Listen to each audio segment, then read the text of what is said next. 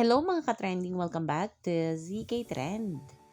Donnie at Belle sabay sasalubungin ang 2026. Matapos ang US Christmas vacation ni Belle kasamang kanyang buong pamilya ay babalik muli sila dito sa Pilipinas para sasalubungin ang bagong taon sa kanilang panibagong tahanan. Paniguradong himlay muli ang taga-suporta ng Don Bell ng dahil dito dahil nga ayon sa aking mga source ay sabay umanong sasalubungin ng Don Bell ang year 2026.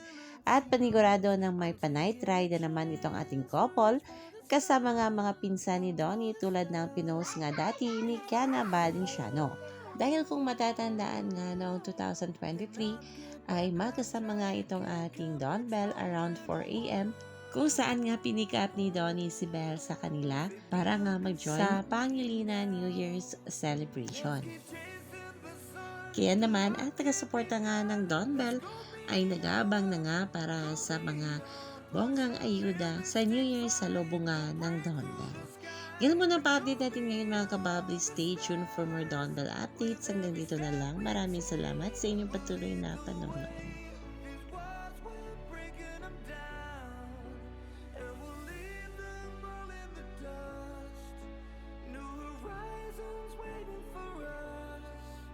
Because we were made to go beyond.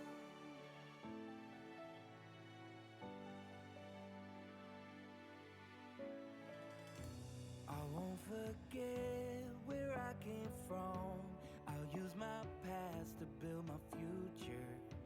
Keep moving forward.